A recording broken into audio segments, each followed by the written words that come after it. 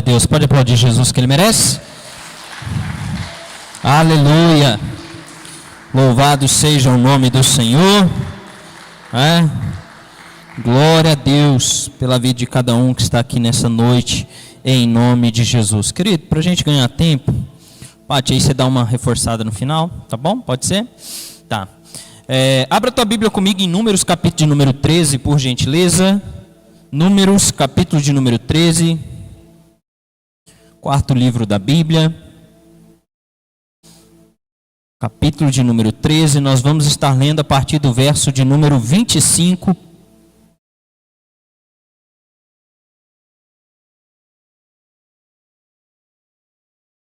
Números, capítulo de número 13, verso de número 25.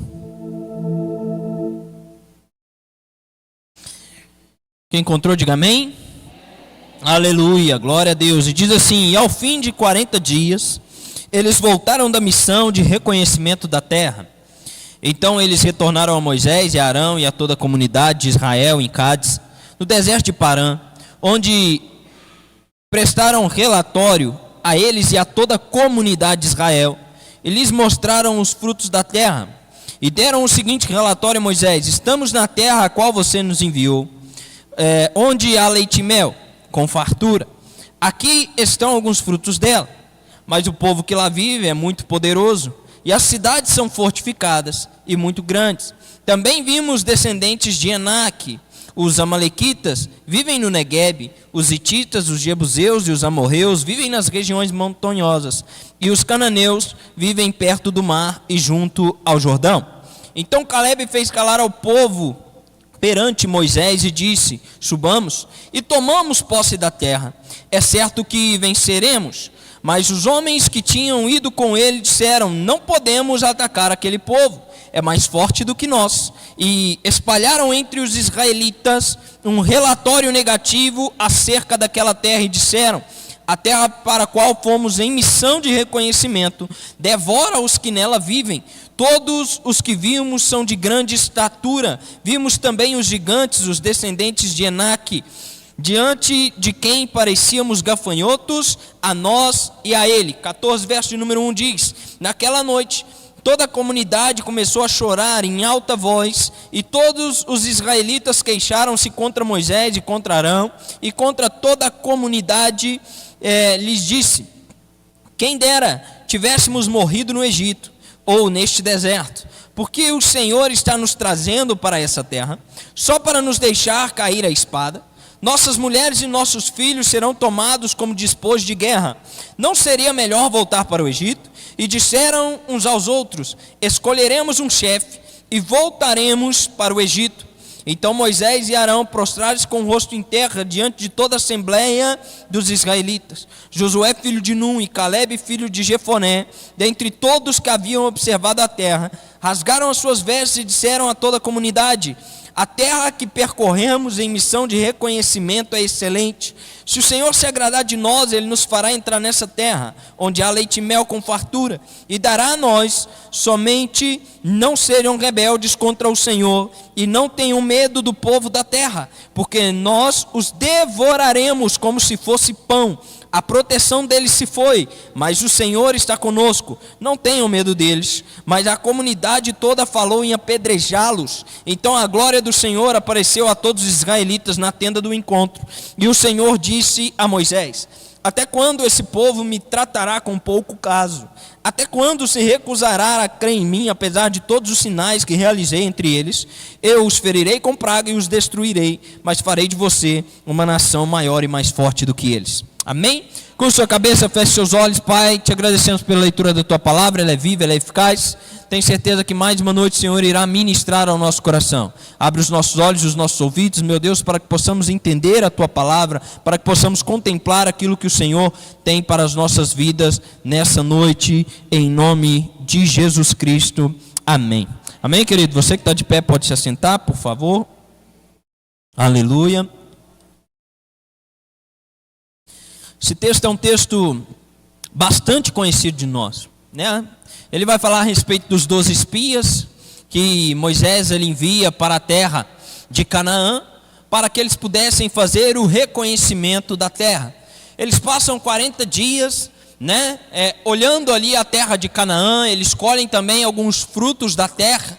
Observam que precisavam de 2 homens para carregar um simples cacho de uva, né? Isso impressiona muitos de nós. A gente hoje não tem nem noção, né, do tamanho que era aqueles cachos de uva para precisar de 2 homens para carregar, né? Então, a gente vê aqui um ensinamento profundo que nós podemos aprender com eles da parte de Deus para nós. Para que nós, querido, principalmente nos dias de hoje, que nós temos acesso a muita informação, nós temos também muitas vozes falando ao mesmo tempo, nós precisamos entender algumas questões para que a gente não duvide não apenas da promessa que o Senhor já fez para a nossa vida, mas tanto quanto não cheguemos a duvidar do próprio Deus.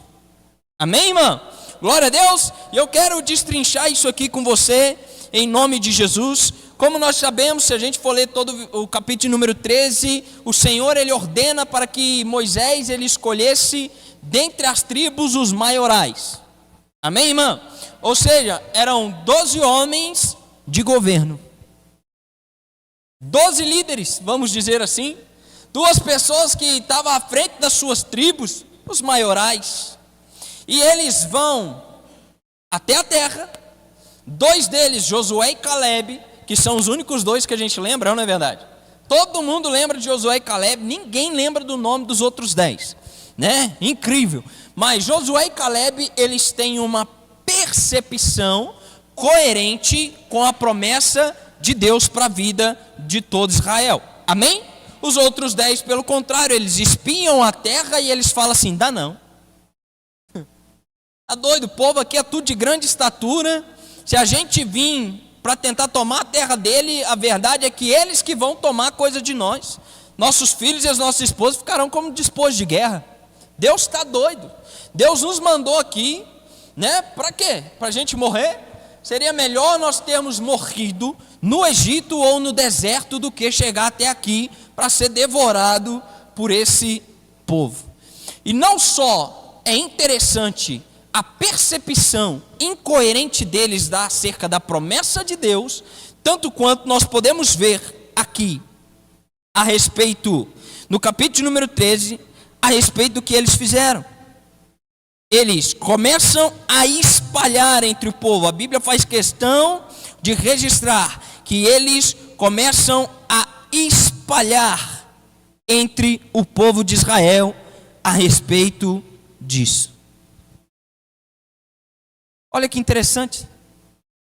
10 homens, eles se posicionam para espalhar no meio do povo o seguinte: talvez seja melhor a gente voltar para a escravidão. Talvez seja melhor a gente voltar para o lugar aonde nós sofremos por aproximadamente 450 anos. Por quê? Porque o faraó, ele colocava fardo pesado sobre o povo de Deus. E Deus vem com mão forte, com mão poderosa. Todos nós conhecemos a história, né? O povo tem fome, Deus manda o maná. O povo tem sede, a água sai da rocha, né? O pessoal não precisava se preocupar com a vestimenta, porque conforme eles iam crescendo, as vestes, né, cresciam junto com eles. Eles saíram do Egito com toda a sua riqueza, não ficou nada lá. Mas ainda assim, mediante a um desafio, e aqui eu quero entrar na mensagem, isso foi só uma introdução. Mediante ao desafio, eles olham e falam assim: parece que era melhor quando nós éramos escravos do que agora que nós estamos diante de um desafio que nos levará a alcançar a promessa de Deus para nós. Você consegue entender? E eles não só têm essa visão para si, como eles espalham entre o povo de Israel. Então é 10 contra 2. 2 falando: vamos, porque foi o Senhor que prometeu, e se Ele se agradar de nós, já está tudo entregue, está tudo certo, nós que vamos devorar eles como se fosse pão. Enquanto isso, os outros 10 estão assim: não dá, gente. Nós precisamos tomar cuidado com que tipo de vozes nós ouvimos, para que a gente não volte para o nosso Egito. Amém, irmão? Para que a gente não queira perecer no deserto. Muitos nem entendem o Egito como um lugar de dor, como um lugar de sofrimento, né? Alguns interpretam o Egito sendo o mundo, Faraó sendo Satanás e tal, não vou entrar nessa questão, né? Mas digamos, né, que o Egito, vamos colocar dessa forma, o Egito um lugar de dor, um lugar de sofrimento, onde nós vivíamos lá atrás antes de ser resgatados por Cristo. E se nós não tomarmos cuidado, as vozes nos condicionam para esse lugar de novo. Não é verdade? Nós precisamos tomar cuidado, irmão, acerca da nossa visão a respeito das promessas de Deus para nós. Porque eu queria que você entendesse muito sério nessa noite, muito sério. Toda promessa de Deus, ela é condicional. Amém? Toda promessa de Deus é condicional. Pastor, o que você quer dizer com isso? Deus faz a promessa, Ele já cumpriu a parte dele, Ele não tem que cumprir mais nada, né? Deus faz a promessa, já cumpriu a parte dele, mas é necessário que nós cumpramos a nossa para que a promessa se estabeleça. É condicional. Durante toda a Escritura nós vamos ver promessas sendo feitas, isso de maneira ampla, tanto para nós, né, quanto para o povo de Israel. Deuteronômio 28 é fantástico, porque mostra claramente a respeito disso, né? Isaías capítulo número 1 também. Então assim, nós temos diversas passagens nas Escrituras onde nos mostra Deus fazendo a promessa, mas nos dando o que nós deveríamos fazer, ou seja, a condição para que nós alcançássemos aquela promessa. Deus prometeu a terra de Canaã. Sobre qual condição? Vocês vão ter que guerrear e tomar a terra. Só que a diferença é que quando Deus aponta uma promessa, Ele aponta um destino, Ele nos mostra alguma coisa e Ele diz, você vai ter que fazer a sua parte. Ele não nos deixa, a Deus dará. Ele vai conosco. Amém, irmão? Porque foi Ele que fez a promessa. Então Ele traz a estratégia, Ele traz o ânimo, Ele traz a fé, Ele vem junto conosco para que a gente conquiste aquilo que Ele prometeu. Agora, olha a visão. 10 pessoas olham e dizem assim, não dá. O povo vai devorar a gente. Eles não estavam contando com Deus. Agora Josué e Caleb disseram assim, a proteção deles se foi, vocês não estão entendendo. A partir do momento que Deus entrou na jogada para nos dar a terra, a proteção dele se foi, mas o Senhor continua conosco. Vamos subir e tomar a promessa. Não é muito difícil, eu sei, de entender essa mensagem, irmão. É uma mensagem clara, é uma mensagem simples de entender. Só tome cuidado com quem você prefere dar ouvidos. Tome cuidado, para que você não queira ter morrido no deserto, ou seja, na tua provação, ou para que você não queira, ou talvez até volte para o lugar de onde Deus te libertou com mão forte. Porque se a gente não tomar cuidado, nós vamos ouvir mais conselhos que nos fará retroceder do que avançar. Sim ou não? É só você abrir a tua boca para falar de diversas coisas por aí. Nossa, casamento, larga. Hoje em dia, feliz é quem é solteiro. É simples, né? Ah, meu emprego que não sei o quê. Não, cara, chuta o pau da barraca, sai desse emprego, e aí depois você não arruma mais, quem ficou na fossa foi você, o outro está lá na boa.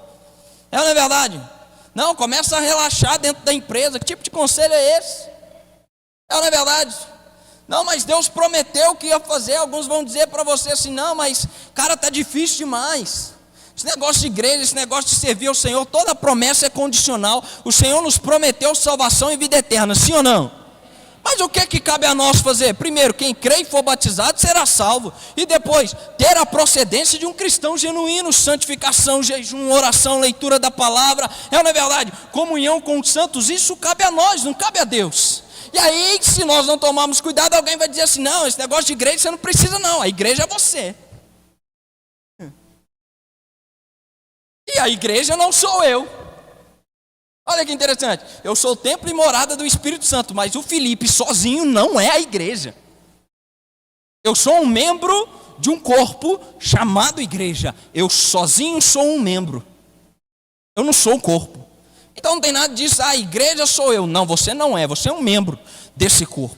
E se você não está no corpo, você está podre. Por que, pastor, eu estou podre? Porque você é um membro amputado. O que é um membro amputado? Um membro que apodrece. Você está conseguindo entender? Então nós precisamos ajustar a nossa visão e entender que toda promessa é condicional, requer que nós façamos a nossa parte, porque Deus já fez a dele. Amém, irmão? É isso que muitas vezes a maioria não entende a respeito daquilo que Deus fala. Porque tudo aquilo que Deus fala já aconteceu para ele. Para nós não. E às vezes a gente fica pensando assim, Deus faz alguma coisa. Ele já fez. Ele está nos condicionando. Amém, irmão? E nos colocando no lugar que a gente precisa para receber a promessa. Gálatas alguma coisa, acho que é Gálatas mesmo, vai falar a respeito da maturidade e da imaturidade. E vai nos dizer, acho que é Gálatas mesmo, se você achar aí, você bota lá para mim, né? Vai dizer que a pessoa, enquanto ela é imatura, isso nada diferencia ela de um escravo. O filho, quando ele é imaturo, ele não pode ter acesso à herança. É o que a Escritura está nos mostrando. Então existem promessas de Deus que foram feitas para nós, que nós ainda não recebemos, porque somos meninos. Então qual que é a condição de algumas promessas, pastor? Maturidade. É ou não é verdade? Por que que muitos oram, morrem de orar, e parece que Deus não usa? Tem gente que eu tenho certeza, ora mais que eu, mas não sai do lugar, cara. Por que, pastor? Toda promessa é condicional. Se posiciona, irmão. Para de meninice. Aí você fica pensando, não, mas eu oro mais. Exatamente, é por você achar que é pelo seu tanto fazer que Deus vai te usar, que Ele não faz nada. Que Ele não pode te usar. Porque mesmo sem Ele te usar, você já se sente mais que o outro. Imagina se Ele te usar, irmão. Olha que loucura da nossa cabeça. É ou não é verdade? A gente acha que às vezes a soberba invade o coração só de quem está no altar. Balela. Já vi um monte de gente que nunca subiu no altar se subjugando melhor do que quem está aqui. E aí a pergunta que eu faço é, não está por quê? O pastor Felipe, ele é meio radical para essas coisas. Ai pastor, mas fulano no louvor não canta nada. Eu digo, tu canta? É a primeira pergunta que eu faço. Eu disse, você canta? Eu não sabia que o irmão louvava, que o irmão cantava. Canta aí para mim. Pastor, eu então? Fica em silêncio, cara. Como assim? As promessas são condicionais. Para que o Senhor libere sobre nós tudo aquilo que Ele tem falado, nós precisamos fazer a nossa parte, irmão. Aleluia. Cuidado com quem vem falar na tua cabeça. E isso pode ser o diabo, pode ser demônio, pode ser gente, pode ser o que for, né? Para fazer que você veja as bênçãos de Deus como algo ruim. Pastor, como que eu passo a ver as bênçãos de Deus como algo ruim? Quando a gente reclama. Quando a gente reclama daquilo que é bênção. Por quê? A bênção parece que a gente só olha o desafio da bênção e não a bênção propriamente em si. Exemplo, pastor. Ai, misericórdia. Todo ano tem que pagar IPVA. Fica sem carro e moto. Olha que bênção que Deus te deu. Deus te deu um carro, Deus te deu uma moto, só que você só olha o desafio. Você só olha os gigantes. Vocês estão conseguindo entender a analogia? Você só olha os gigantes da terra. O gigante da terra de quem tem carro e moto é o IPVA, é o seguro, é não sei o quê. Irmão, para de olhar o gigante, começa a olhar a bênção. Deus, obrigado por esse carro, obrigado por essa moto. E consequentemente eu vou ter os desafios. Eu vou ter que pagar taxa, eu vou ter que fazer um seguro, eu vou ter que ter a manutenção. Sim ou não? É claro. A gente às vezes reclama de comprar remédio. Quem aqui já reclamou de comprar remédio? Levanta a mão, sem hipocrisia. Quem já reclamou de comprar remédio? Pelo amor de Deus, eu tenho que gastar uma fortuna com remédio. Você já parou para pensar que se você gastou uma fortuna com remédio é porque você tinha essa fortuna? Então fica doente. Sara sozinho, bobo. Se descongestiona sozinho, não compra o Nelsorin não, né? Fica com o nariz entupido o resto da vida. A gente reclama porque a gente só olha os gigantes da terra. A gente olha e fala assim: não, Senhor, pelo amor de Deus, olha aí, chegou a enfermidade, agora eu vou ter que gastar com remédio. Pelo contrário, tinha que ser: Senhor, muito obrigado, porque a enfermidade chegou, mas o Senhor também me deu condição para que eu trate dela. O Senhor me deu condição para comprar o remédio. O Senhor me deu condição de aqueles que conseguem, né? Graças a Deus a gente tem um sistema que alguns remédios a gente pega de graça, glória a Deus. Ai, pastor, mas para eu pegar o remédio eu tenho que ir 5 horas da manhã na fila do postinho. Irmão, você está reclamando? Então paga. Não é verdade? Nós temos a UPA, né? E eu não vou falar que o SUS é de graça, porque só acredita nisso quem é louco, né? Mas a gente tem o SUS, a gente tem a UPA, Unidade de Pronto Atendimento, está lá 24 horas por dia. Deus me livre de UPA, pastor. Você chega lá, você fica 5 horas na espera. Então paga um médico particular, gente. Qual que é o problema? A gente reclama daquilo que é bênção, irmão. Amém? Não tem condição de pagar o particular, glória a Deus, a gente mora no Brasil, tem o atendimento gratuito. Demora? Pode ser que sim, irmão, mas tem. Está ali para servir a gente, para ser bênção na vida da gente, irmão. E a gente muitas vezes está lá reclamando, porque nós estamos olhando o gigante da terra e não aquilo que o Senhor está usando para nos proporcionar de bênção, irmão. Eu fico doido quando eu vejo, nossa, né, de vez em quando a gente vai visitar umas pessoas, nossa, não repara não, que pelo amor de Deus, começa a reclamação aqui, né? Pelo amor de Deus, a casa não para limpa, é uma bagunça, porque os meninos deixam tudo jogado. Aí geralmente minha resposta é: ainda bem, né, que eles estão com saúde para brincar. Ô irmão, você está reclamando que sua casa vive bagunçada porque seus filhos têm saúde para brincar. E criança é assim mesmo, é ou não é? Esparrama tudo, joga tudo. Ai, mas eu queria. Você não tem que querer, irmão. Aproveita a bênção, porque todo pai sabe, né? Quando chega uma enfermidade que derruba a criança, que ela não tem ânimo nem para brincar, a gente fica preocupado. É ou não é verdade? A gente fala assim: Deus, se eu pudesse, tirava a doença dele e punha em mim. Pelo amor de Deus, está abatido, está abalado, não quer nem brincar, quer nem comer direito. Mas aí quando está lá, está tudo em cima, está tudo em paz, está lá para comer. Esse menino está comendo demais. Irmão, o que a gente quer? Fala para mim. Eu não aguento. O que a gente quer? A gente precisa prestar atenção nisso. Meu Deus, pastor, que calor. Aí vem o frio. Meu Deus, pastor, que frio. Gente do céu. Isso porque a gente mora num país tropical, sim ou não? Claro. Olha que bênção. Deus fez tudo debaixo da sua soberania, irmão. Agradeça pelo calor, agradeça pelo frio, agradeça pela chuva. O problema é quando nós entramos em uma onda desenfreada, igual nós estamos vivendo agora, né? Onde as condições climáticas elas não correspondem mais às suas temporadas. É ou não é? Às vezes a gente vive inverno no verão. Não é uma coisa doida assim? Um verão no outono e virou uma bagunça o negócio. Então a gente precisa agradecer porque Deus fez tudo no seu controle. Preste atenção nisso, todo desafio está condicionado a uma bênção. Todo desafio está condicionado a uma bênção. Deus viu você reclamando da louça. Esse é o problema. Mas pelo amor de Deus, somos tantas pessoas nessa casa e não para a louça limpa. Significa que vocês não param de comer. Já pensou nisso, irmão? Louvado seja Deus, uai. Pela louça suja, significa que vocês não fecham a boca também, uai. E está tudo certo, sim ou não? Reclama de louça.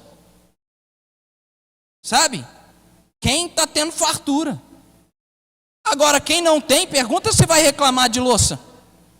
Claro que não, irmão. O pouquinho que entra para comer, ele já agradece e fala assim: meu Deus, muito obrigado. Ele lava aquele prato que ele acabou de comer, irmão, dando glória. Por quê? Porque não tem todo dia. Aí as nossas bênçãos estão pulando na nossa cara e a gente, em vez de olhar para aquilo que é bênção, a gente olha para aquilo que é desafio. Pastor, você chama lavar a louça de desafio? Irmão, foi a palavra mais legal que eu achei para encaixar aqui. Não que seja um desafio em si, mas eu acho que você está entendendo.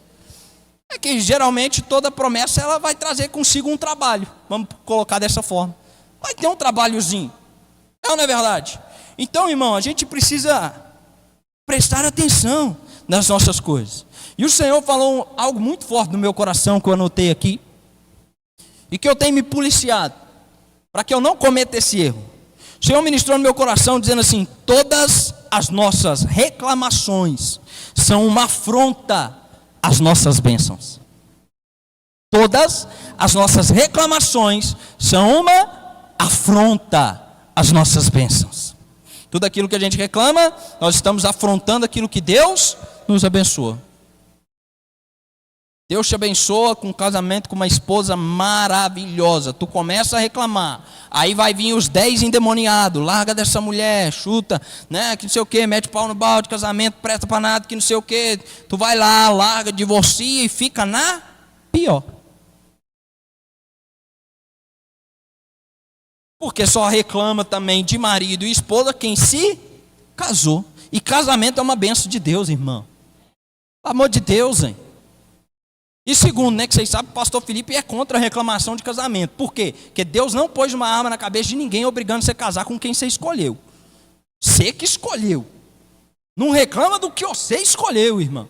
Em nome de Jesus. É a mesma coisa de eu ir ter comprado essa blusa na loja, eu olho para a blusa, não, blusa feia. Foi eu que escolhi, ué. Não é verdade? Aí dentro do casamento tá desse jeito, né? Depois que passa o tempo, as moças olham os Jurandir que as casou, né? E eu assim falo: meu Deus, o que eu vi nesse caba? Caboclo feio. Você que escolheu, irmã. Não é verdade? E vice-versa também acontece. Mas toda reclamação é uma afronta à nossa bênção. E aí eu tenho uma frase que eu já usei muito aqui, e eu quero repetir ela, né? Para que a gente caminhe para frente.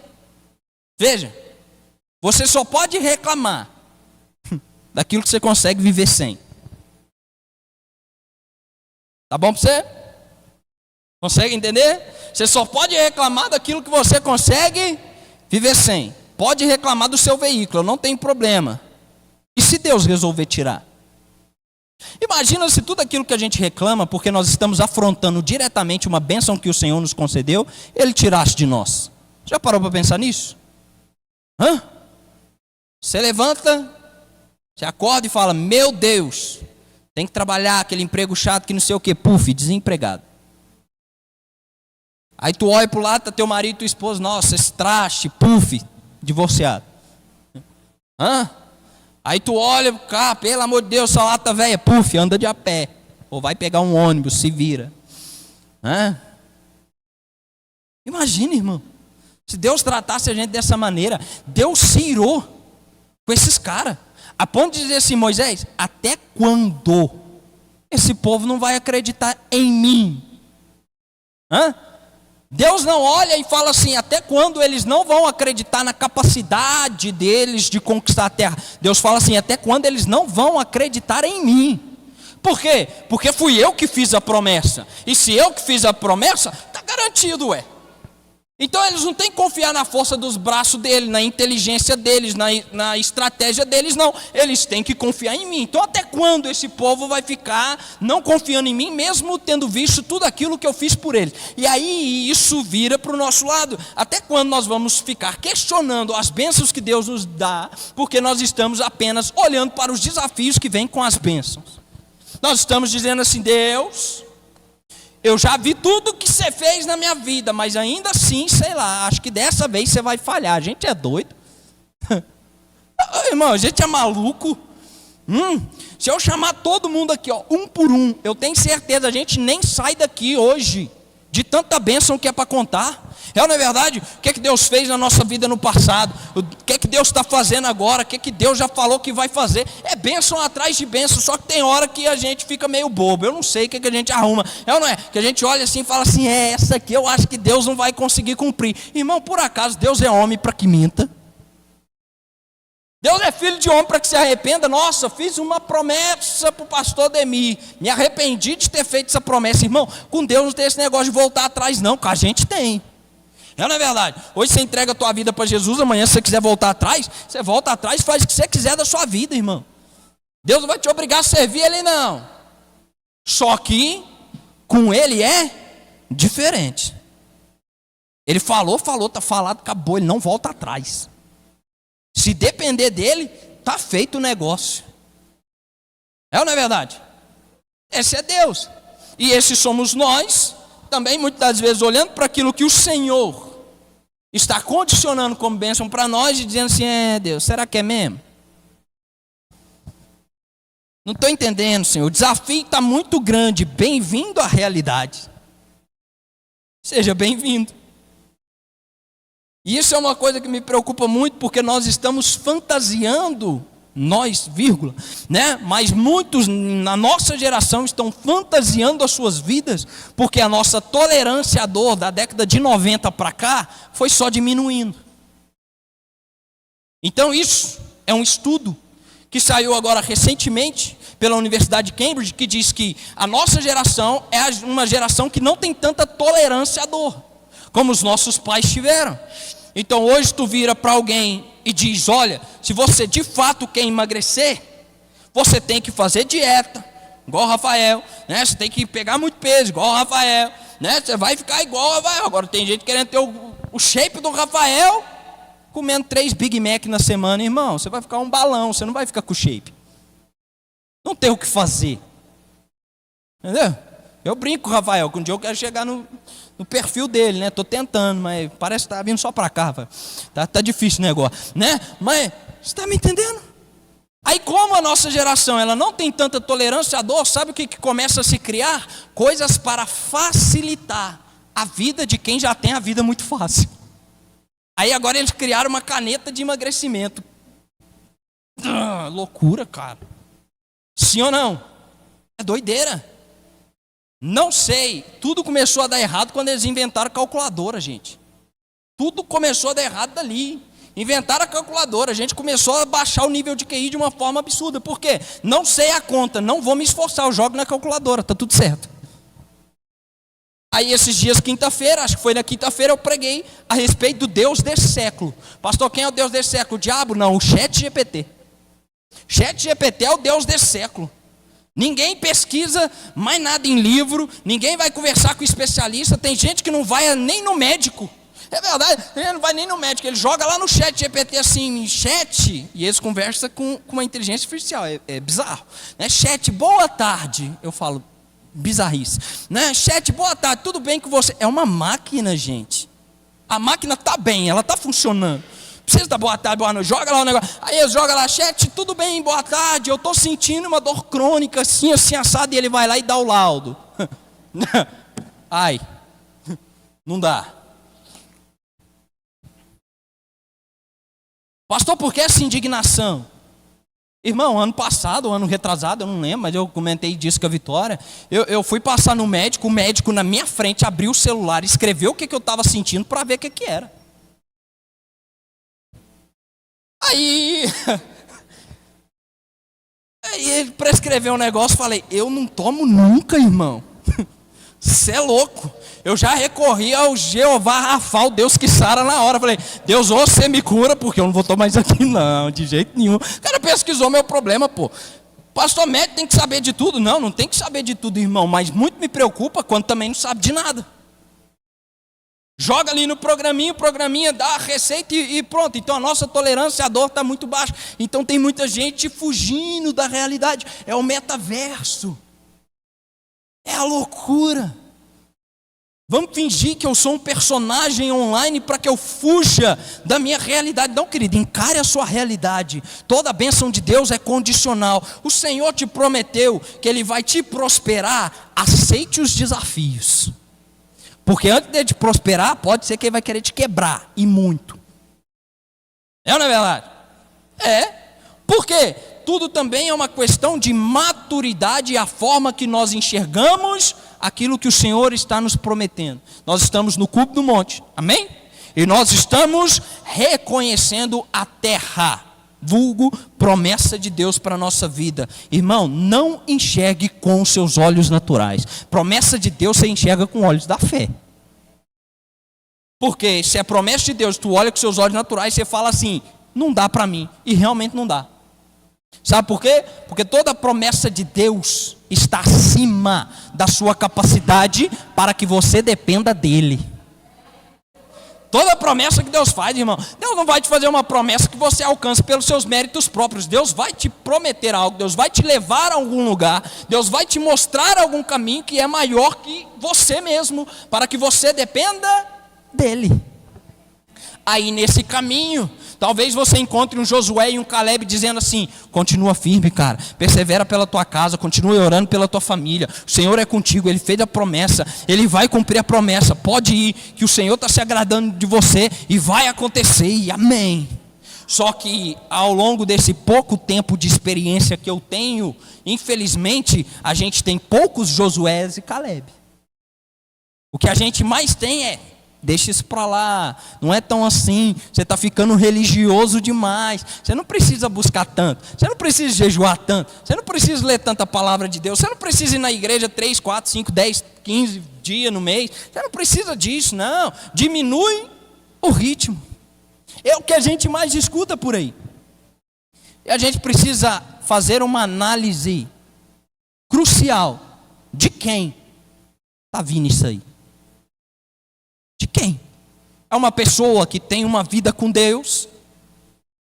É uma pessoa que usufrui das promessas que Deus fez? É uma pessoa que, sabe, já chegou em algum lugar, talvez você queira chegar? Porque é interessantíssimo, o que a gente mais está tendo hoje também nos dias de hoje, é gente vendendo vento. E o pior não é quem vende vento, é quem compra. É incrível. Um monte de especialista em coisa nenhuma, vendendo especialização em alguma coisa. Consegue entender? Um monte de especialista em coisa nenhuma, vendendo especialização em alguma coisa. Pastor Alvim, conversei com ele no final de dezembro, no início de dezembro do ano passado, e ele até falou disso comigo, e ele riu, falou assim: Felipe, esses tempos para trás, para você ter ideia de como que a gente tem que tomar cuidado com isso, eu fui na igreja de um cara que ele vende um curso online assim, ó, como crescer a sua igreja. Pastor Alvim, só a sede tem aproximadamente 5 mil membros, só na sede. Sem contar as congregações em formiga. Ele falou: cheguei na igreja do cara, ele tinha pouco menos de 100 membros. Como crescer a tua igreja? De alguém que ainda não teve uma certa relevância em crescimento. Você consegue entender? Aí às vezes nós estamos ouvindo assim, sabe, irmão, você precisa intensificar a sua vida de oração, de alguém que não ora. Entende? Não, irmão, você precisa maneirar no jejum de alguém que não jejua. Peraí, irmão, pega alguém que jejua mesmo, que aí se você estiver passando do limite, você vai falar assim: filho, nem Jesus 40 dias no deserto fez o que você está fazendo, maneira que você vai cair duro. É outra história, irmão. Agora a gente ouvir que tem que maneirar no jejum de quem não jejua, dá licença. Sai para lá. Você está me impedindo talvez de entrar na terra que mana leite e mel, irmão. Faz isso comigo não. Esse negócio de Bíblia, porque a letra mata, mas o Espírito vivifica. A letra que fala aqui, irmão, está falando da lei, não está falando nem das Escrituras. Por favor, se estudasse um pouquinho, ia saber disso. Um monte de gente usa isso: não, precisa estudar teologia não, precisa estudar as Escrituras não, porque a letra mata. Que mata o quê, irmão? Tá doido? Saber isso aqui, comer isso aqui de café da manhã, almoço e janta, vivifique muito. Tá doido? Mas é a era que nós estamos vivendo. Felizmente preferimos pessoas que, ao olhar para os desafios que as promessas implicam para nós, preferem recuar e voltar a serem escravos do que avançarem e colherem o melhor que Deus tem para a vida deles. Amém, irmão? Romanos capítulo número 12, verso de número 2, vai dizer que a vontade de Deus ela é boa, perfeita e ela é boa, perfeita e agradável. É isso que o Senhor tem para nós. A vontade dele é boa, perfeita e agradável. Pastor, por que eu não vivo? Porque você está ouvindo quem não deve. E é tão engraçado que... claro, engraçado é um jeito de falar, porque não tem nada de engraçado nisso. Mas é interessantíssimo que a gente vê que eles, não contentes com a visão distorcida que eles têm a respeito das coisas, eles semeiam isso entre o povo. E quem se opõe e resolve confiar em Deus, eles falam de apedrejar. Olha que loucura. Por que iríamos apedrejar homens que tiveram uma visão coerente com aquilo que Deus prometeu? Não faz sentido. E sabe o que nós temos feito nos dias de hoje? Muitas das vezes nós, como igreja, nós temos apedrejado pessoas que têm uma visão coerente com aquilo que Deus deu, chamando eles de religiosos, dizendo que estão caducando, né? Que a igreja corroeu a mente deles. Isso para mim é hilário. Sabe, irmão? Então o que nós precisamos, nós como igreja, irmão, na noite de hoje, só para você entender aonde que eu quero chegar, que eu acho que na verdade você já até entendeu. Cuide da tua visão. Amém? Cuide da visão que Deus te deu, irmão. Cuida dela. Mas também toma cuidado com a visão daqueles que te cercam. Sabe como é que é? Toma cuidado com a visão daqueles que te cercam. O Senhor já prometeu, eu vou te usar para ganhar muitas almas. Aí a visão daqueles que te cercam. Em Passos? Não, em Passos não. Passos é difícil demais. Talvez em outro país, talvez em outra terra, talvez em outro lugar. Não, irmão, o Senhor quer te usar para ganhar onde você está estabelecido e ponto final. Cuidado com a tua visão, mas cuidado com a visão daqueles que te cercam. Porque eles podem influenciar você a voltar para o Egito. Ou até mesmo querer morrer no deserto. Olha que situação. O Senhor faz questão de registrar. Não seria melhor a gente ter morrido no Egito como escravo? Ou ter morrido no deserto? E Deus chamou alguém para ficar no meio do caminho? Eu te pergunto, Deus chamou alguém para ficar no meio do caminho, irmão? É claro que não. Então por que ventura Deus te deixaria morrer no caminho do deserto? Se Deus não te chamou para ficar no meio do caminho. E infelizmente o inimigo sutilmente às vezes coloca isso no coração de alguns. Como? Era melhor o teu Egito. Era melhor antes de você conhecer esse negócio de Deus. Era melhor antes de você adentrar dentro de uma igreja. Era melhor quando você bebia. Era melhor quando você fumava. Não é verdade? Era melhor quando você estava na gandaia. Agora aí, você está aí. E você não é nenhuma coisa nem outra. Você não consegue se santificar 100%. E você também não consegue aproveitar, né, o pecado 100%. Por quê, irmão? Porque Deus, Ele marca. Amém?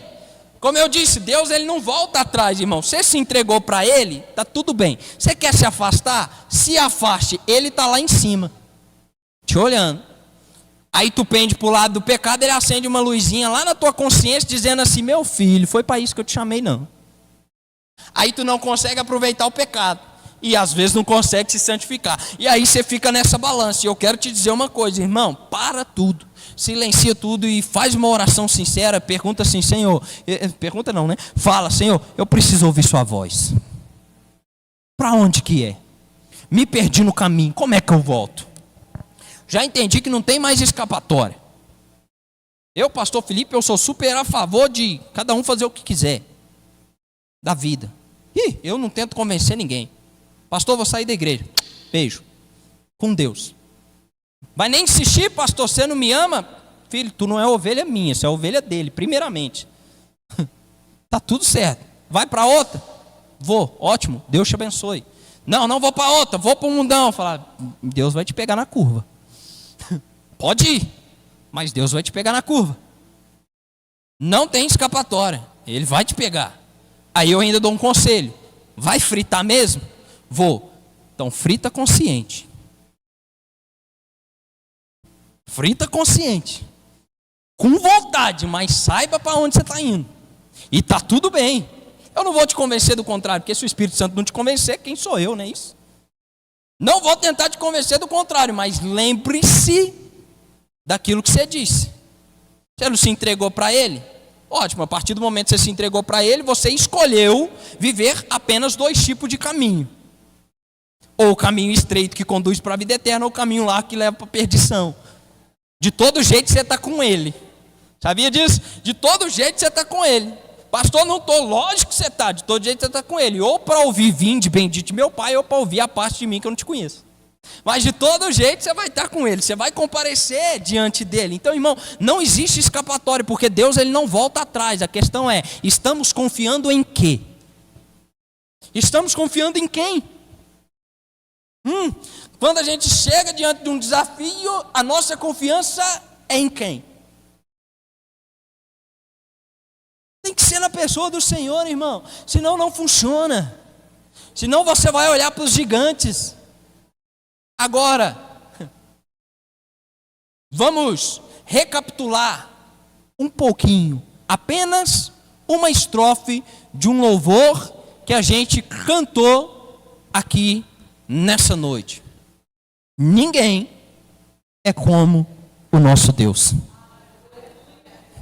Aí tu olha os gigantes, você olha para si e fala, aos olhos deles eu pareço gafanhoto, eu pareço formiga, eu vou me lascar. Mas aí você lembra, mas ninguém é maior que meu Deus, ninguém é mais poderoso que meu Deus, ninguém é como o meu Deus. Se foi Ele que falou, se é Ele que está comigo, eu não vou vencer, eu já venci. Condicional. O que eu preciso fazer, pastor?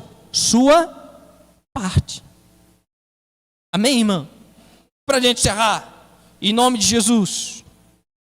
Veja, se tratando a respeito de nós não apenas tomarmos cuidado com a nossa visão, aquilo que a gente ouve, mas a respeito das pessoas que nos cercam. Aquelas pessoas não eram pessoas sem influência, eram líderes. Líderes. E eles estavam influenciando as pessoas para que elas pudessem ter medo de algo que o Senhor prometeu. Olha que loucura. Agora, o que a gente precisa fazer? Silenciar a voz de quem não compactua com aquilo que o Senhor está fazendo. E aí eu vou voltar numa coisa chata, que vocês já cansaram de ouvir, mas precisa ser dito 395 milhões de vezes se for necessário. Gente casada não pede conselho para gente solteiro. É o mínimo, né?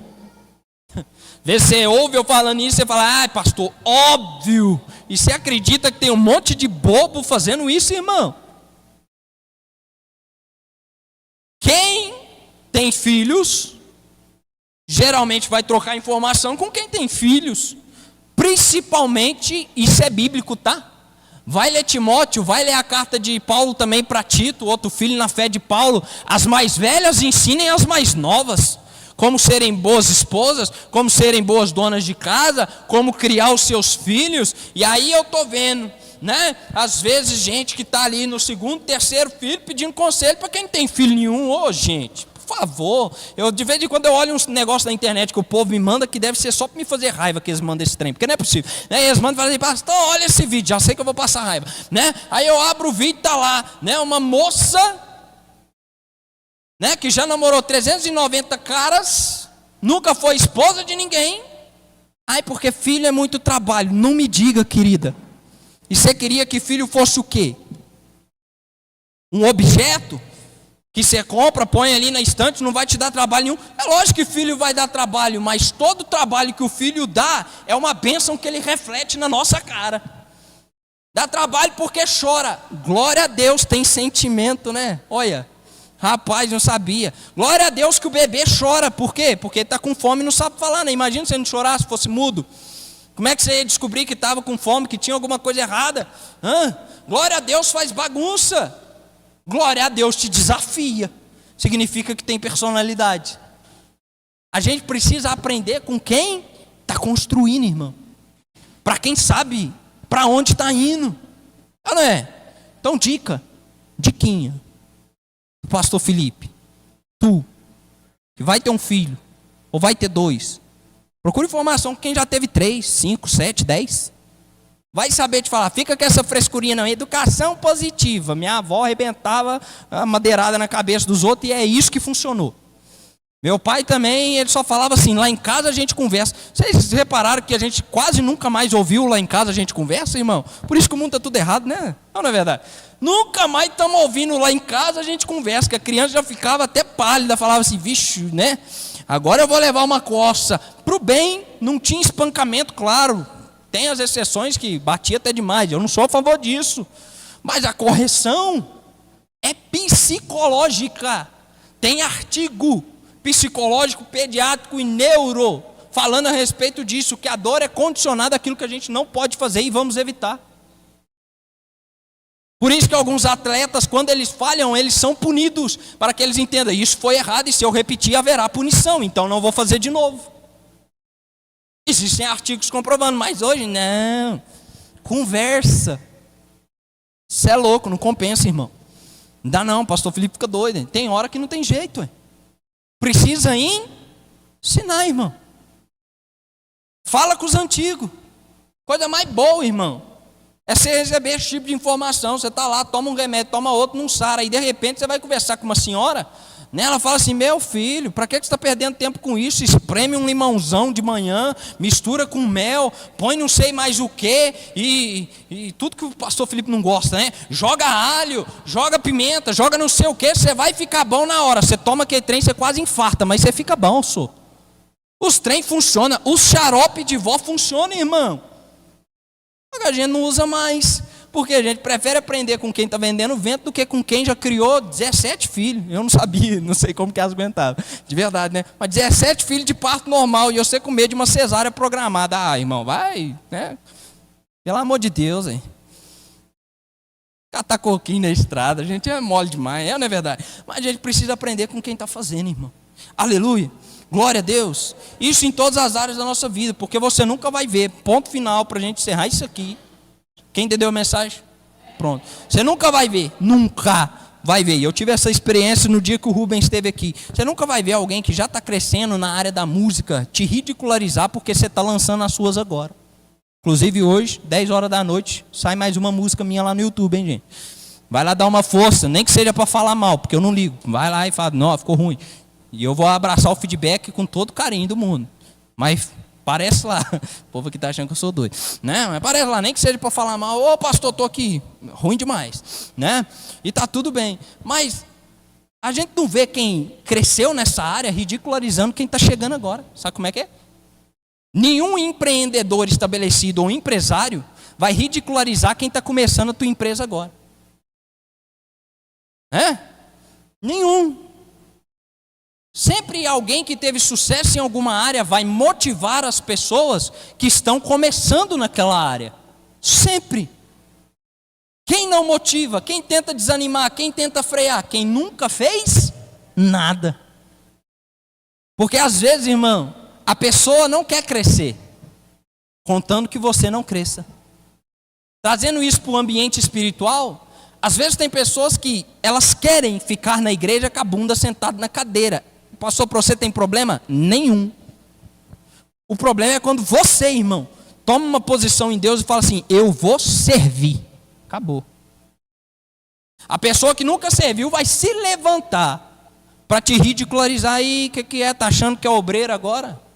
O que é? Está achando que é pastor agora? Está pregando agora? Está achando que canta alguma coisa? Irmão, em nome de Jesus, eu te autorizo. Como se eu tivesse que autorizar alguma coisa. Mas eu te autorizo, estende a mão e fala, arreda-te, Satanás. Pastor, mas se eu falar isso, vai sair da igreja. Problema. Fala mesmo. Estende a mão e fala, arreda-te, Satanás. O que é isso? Agora que eu quero servir, você se levanta contra mim, querendo me ridicularizar, querendo fazer as coisas. Não, irmão. Em nome de Jesus, se apegue. Creia nas promessas, irmão. Creia naquilo que o Senhor tem para a sua vida. Creia naquilo que o Senhor tem para a sua casa. E vou dizer um pouco mais. Creia naquilo que o Senhor fala desde 2006 para a nossa igreja, irmão. Creia. Deus tem um compromisso com nós. Pastor, quanto que Ele vai fazer? Quando a gente se posicionar. É um ajudando os outros, todos ajudando a igreja, e a igreja vai romper, irmão. Em nome de Jesus, creia. Pastor, você está apelativo demais esses dias falando a respeito da igreja. Irmão, se eu não crer na promessa que Deus fez para a minha congregação, vou crer em quê? Fala sério, irmão. Eu vou unir força mesmo. Eu vou batalhar, vou orar, vou chorar por isso aqui. Mas eu vou fazer alguma coisa, irmão. Em nome de Jesus. Sabe? Para de sondar a terra e voltar falando, dá não. Confie naquele que disse que daria. Amém, irmão? Só para concluir, você reparou como que o povo de Israel conquistou a primeira cidade da terra prometida? Você já reparou? Jericó, a cidade mais fortificada. Vamos lá, já que Deus falou que vai fazer, porque é assim, né? É igual pai e mãe, não obedece por amor, obedece pela dor, pelo medo. Não é verdade? Na hora que Deus falou que ia matar todo mundo, rapidinho os caras prumou. Não é verdade? Aí os caras, não, senhor, então nós vamos, mata ninguém não. Né? Pode deixar que a gente vai. Então vamos. O que a gente vai fazer? As muralhas é alta demais, o negócio é pesado. O que você quer que a gente faz? Joga bomba, flecha, sai no... Não. Vocês vão dar 13 voltas. Uma volta por dia, 7 dias por semana, sim ou não? 7 dias, né? Uma volta por dia, porém no 7º dia, vocês vão dar 7 voltas. Amém? Vocês estão comigo aqui? Por isso que eu já falei 13, então na verdade dá 14, né? Se você for parar para pensar. Não, dá 13 mesmo porque já estava considerando a 7ª volta. Não deram 8 voltas no dia 7, eles deram 7. Então 13 voltas. Primeiro dia uma volta, segundo dia uma volta, quinto dia uma volta, sexto dia uma volta, 7º dia, 7 voltas. E as muralhas caiu, irmão. Que esforço que os caras fez. Eles só ficaram andando. Não é verdade? E em volta das muralhas. E às vezes você está achando que você tem que se esforçar demais. Faz só a sua parte, porque o impossível cabe a Deus, irmão.